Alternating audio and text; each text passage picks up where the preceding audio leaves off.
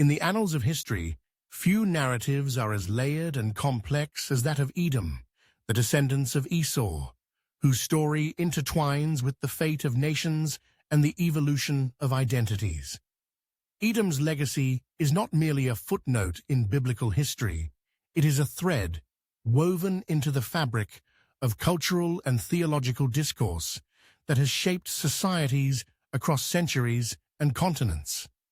The Edomites, often depicted in the Bible as adversaries of Israel, played a multifaceted role that transcended mere enmity. Their actions, from military conquests to cultural assimilation, have influenced the identities of various peoples, leaving an indelible mark on history.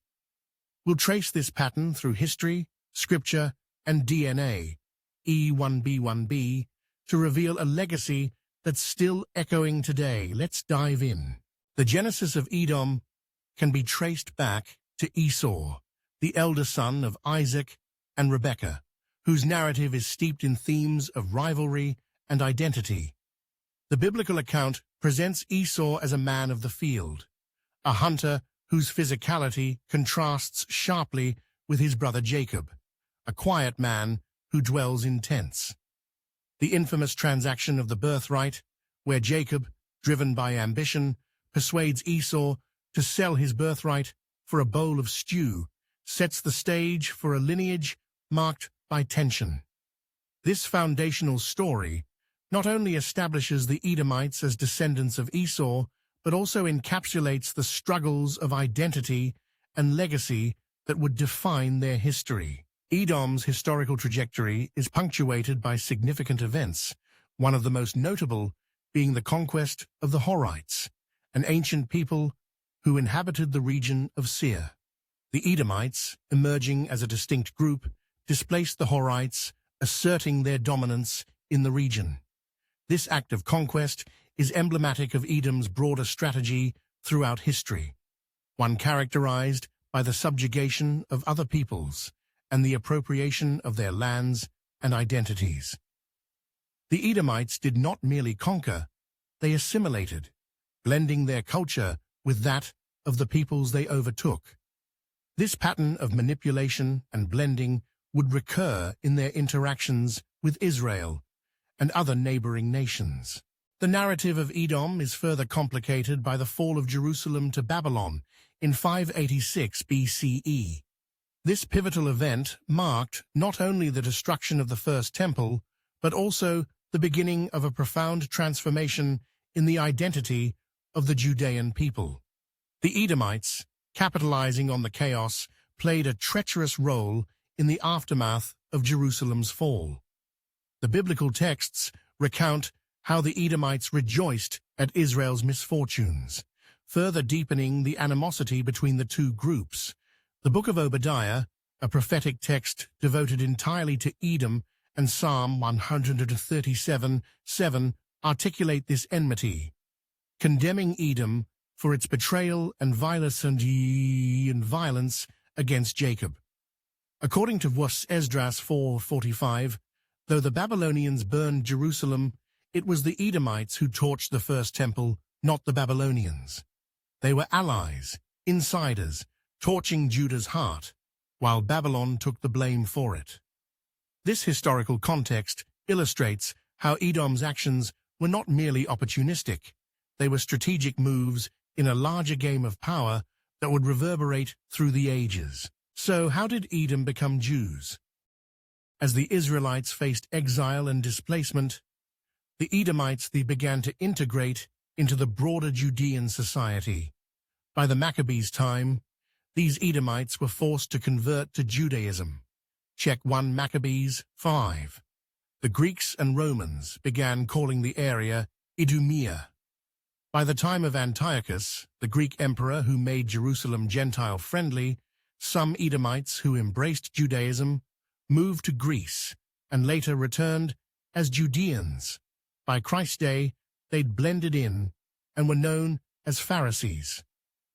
That's why in John 8:33, the Pharisees claimed to be Abraham's descendants but never been in slavery. That's because they are descendants of Edomites, and not the Israelites who were slaves in Egypt. Jesus calls them out in John 8:37, "You're Abraham's seed, but you seek to kill me." He's hinting at Esau's line, E1b1b, versus Jacob's E1b1a. This blending of identities raises profound theological questions about heritage and belonging. The genealogical discussions surrounding haplogroups E1b1b and E1b1a provide a scientific lens through which to examine these dynamics. These genetic markers, often associated with populations in the Middle East and Africa, invite contemplation on the fluidity of identity and the complexities of lineage. Did the Edomites, through their assimilation, dilute the purity of Israel? The theological implications of such questions extend into modern discussions about identity, ethnicity, and the nature of the chosen people. Jesus ties Edom's actions to their fathers, not just the devil, but their physical roots. The Talmud names Esau's guardian as Samael, the accuser, seducer, destroyer. It's no surprise Edom's path is bloody, but Jacob's guardian? It's the Most High. That's why Israel doesn't conquer and pillage like Edom. Ecclesiasticus 17:17 says every nation has a ruling spirit. Edom's spirit drives war. Israel's seeks peace. So how does this affect us today? The concept of replacement theology further complicates the relationship between Edom and Israel, particularly in the context of the modern church's claims about Israel and its blessings. Replacement theology posits that the church has supplanted Israel in God's covenantal plan, a notion that echoes the historical narrative of Edom's ascendancy over Israel. This theological stance raises questions about the legitimacy of contemporary claims to the land of Israel and the implications for Israeli identity. Jesus, however, confirms in Matthew 15:24, "I'm sent to the lost sheep of the house of Israel." Gentiles can get crumbs at the most, not the whole loaf.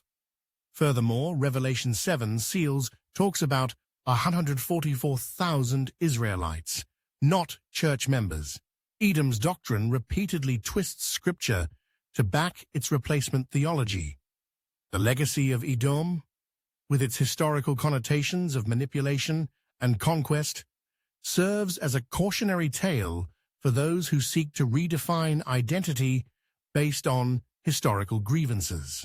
As we confront the ongoing implications of these historical narratives, recent global events underscore the relevance of the Edomite legacy. The resurgence of nationalism, the rise of identity politics, and the ongoing conflicts in the Middle East all echo the themes of rivalry, displacement, and cultural manipulation that have characterized the Edomite story. The spiritual heirs of Edom, whether in the form of political entities or cultural movements, continue to engage in the age-old struggle for identity and legitimacy, often at the expense of others. In this context, the narrative of Edom serves as both a warning and an invitation for reflection. It challenges us to consider the complexities of our own identities and the historical forces that shape them. The legacy of Edom is not confined to ancient texts. It lives on in the struggles of contemporary societies grappling with questions of heritage, belonging, and the consequences of historical narratives. So, how can we differentiate Israel from Edom? What is Edom's mark? E1b1b. At the end of this video, we will see notable warlords with the E1b1b DNA haplogroup. It's the DNA of Greece and Rome's founders, Esau's line. They conquered Japheth's lands, blending in. Genesis 9:27 says Japheth dwells in Shem's tents. Now, some Edomites think they're Europeans, and Europeans think they are Israelites. DNA doesn't lie. Ashkenazi Jews carry E1b1b, and Edom and Japheth, not Jacob. Their Talmudic traditions echo Esau's guardian, Samael, not the Torah. Now what about Jacob's line? It's the E1B on A.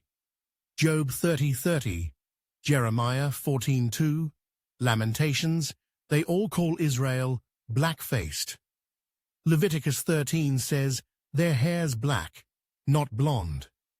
E1B on A tracks to West Africa, where slave ships, sailed by E1B rich Ashkenazis, repeated Edom's old game. The Arabs called these slaves people of the book, a nod to biblical Israel. History screams it. Israel's story is tied to slavery, Edom's to war. As we reflect on the story of Edom and its implications for our understanding of history, we are invited to engage with the complexities of identity in our own lives. The interplay of heritage and identity is not merely a historical curiosity, it is a living reality that shapes our perceptions and interactions in a rapidly changing world. The Edomite legacy, with its rich tapestry of conquests, cultural blending, and theological implications, invites us to confront the enduring questions of who we are and how we relate to one another in a diverse and interconnected world. Esau's a warrior. Jasher paints him ambushing Nimrod. Alexander the Great, Napoleon Bonaparte, Adolf Hitler, all E1B1B, left trails of blood and destruction. Hitler, tied to Rothschilds, dreamed of a master race. If you follow the blood, you'll find E1B1B and Esau. Even today, tension hotspots like the Middle East pulse with it. Over the last year, we have all read about the happenings in Gaza. Even Ukraine has 7% of its population carrying the E1B1B DNA, constituting the third largest pool in the country after R1 and I2. In conclusion, the historical and theological implications of Edom are profound and far-reaching. The narrative of the Edomites, from their origins as descendants of Esau to their role in shaping the identities of various cultures, serves as a lens through which to examine the complexities of DNA, heritage, and identity. As we navigate the challenges of our contemporary world, the lessons of Edom's E1B1B remind us of the enduring power of history and the necessity of retracing our past to understand our present. Through this reflection, we can cultivate a deeper appreciation for the intricate tapestry of human experience and the ways in which our identities are shaped by the legacies and genetics of those who came before us.